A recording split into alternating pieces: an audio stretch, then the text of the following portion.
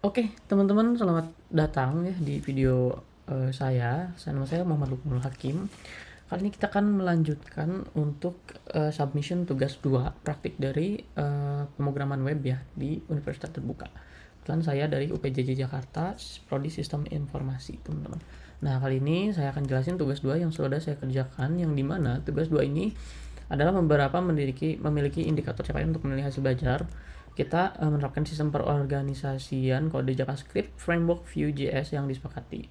Namun mahasiswa dapat menerapkan fungsi data stage, directive, text, directive atau text. Oke. Untuk menghasilkan output yang diharapkan, mahasiswa dapat menerapkan fungsi kondisional atau pengandaian atau conditional gitu ya, pakai directive show, if, else if, seperti itu. Dengan menerapkan operator condition yang sesuai menghasilkan output yang diharapkan. Mahasiswa dapat menerapkan data binding one way, data binding atau two data binding melalui jenis directive data binding, vbind atau vmodel, dan penggunaan properti untuk mengolah data. Oke.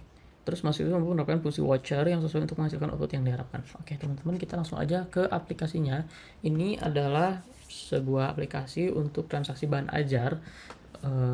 Aplikasi ini berfungsi untuk mengecek, menambahkan stok dari bahan ajar yang ada di Universitas Terbuka. Tapi untuk disclaimer-nya, aplikasi ini belum terhubung ke database ya, karena kita memang untuk tugas kali ini juga hanya untuk penerapan dari Vue.js tersebut, teman-teman. Walaupun sebelumnya sudah kita terapkan juga menggunakan JavaScript biasa, tapi itu hanya sekedar untuk mempelajari dari sisi HTML, CSS, dan juga JavaScript secara fundamentalnya ya. Untuk saat ini JavaScript-nya sudah menggunakan framework Vue.js, teman-teman. Framework Vue.js itu apa sih? Nah, framework Vue.js kalian bisa baca sendiri ya di ini ya. Kalian bisa lihat sendiri. What's a Vue pronunciation Vue? Like Vue is a JavaScript framework for building user interface. It builds on top of standard HTML, CSS, and JavaScript and provides a declarative component-based programming model that helps efficiently develop user interface and any complexity. Jadi gini teman-teman, Vue.js itu adalah sebuah framework dari JavaScript. Framework JavaScript untuk ngebuat UI yang lebih yang lebih berada levelnya lebih di atas dari standar HTML, CSS, dan JavaScript biasa gitu. Nah, Vue.js ini tuh adalah sebuah framework kalau misalkan teman-teman diibaratkannya kalau misalkan main game ya, Vue itu sebagai shortcut aja gitu teman-teman, shortcut atau enggak jangan main game deh, misalkan keyboard ya. Nah, keyboard copy paste, selain kalian bisa klik layar terus copy, misalkan ya di sini ada copy. Nah, Vue ini komen kopinya gitu. Jadi hanya untuk memudahkan yang dimana berkumpulan isinya itu sekumpulan dari fungsi-fungsi JavaScript gitu teman-teman. Dengan tentunya aturan-aturan yang sudah dibuat oleh tim Vue.js dari resminya ya. Gitu. Oke, kita langsung aja ke aplikasinya.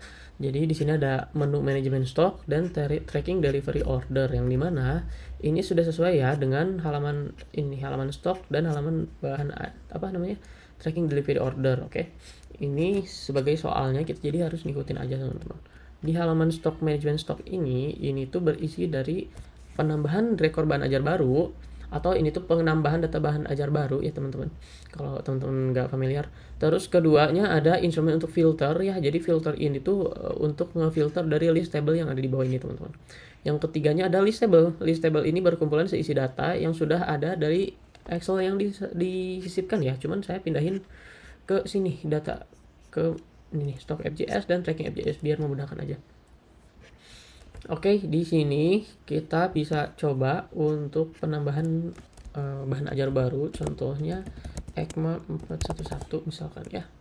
Mata kuliahnya sistem informasi bahan ajar gitu kali ya. Praktikum untuk kategorinya angka pilihan aja. PJJ Jakarta, raknya R2 A4 misalnya. Harganya 100.000, jumlahnya ada 10, dan safety stoknya ada 5. Safety stock itu adalah sebuah stok yang kita jamin bahwa 5 itu udah aman untuk bisnis kita atau untuk di bahan ajar yang ada di kita gitu. Jadi safety stock ini akan mempengaruhi daripada si status yang terlibat dari stok gitu teman. Oke, gimana detailnya langsung aja kita simpan dulu ya. Setelah disimpan nih, ini akan masuk ya di sini sistem informasi bahan ajar. Oke. Sebelum kita jelasin yang soal status, kita coba dulu untuk ini ya, filteringnya. Nah, filteringnya itu langsung berubah ya teman-teman, dari semua daerah munculin semua.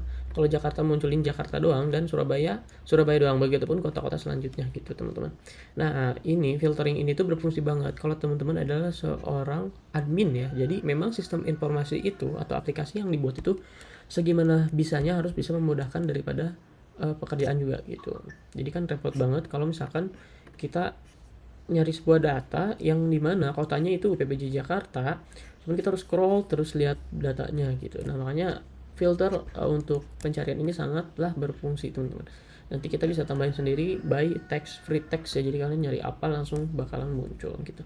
Kalau misalkan Makassar ini di reset bakalan muncul lagi ke semua daerah. Nah teman-teman, selain daripada filtering ini juga kita sudah implementasikan dari sisi watcher-nya ya. Jadi watcher yang saya terapkan yaitu ketika ada aktivitas di dalam filter untuk memilih kota ini teman-teman. Jadi misalkan kita memilih Makassar, di sini di konsol log ini dia akan merubah filter wilayah dari Jakarta menjadi Makassar. Nah ini hanya sebagai contoh aja ya dari watcher yang saya terapkan.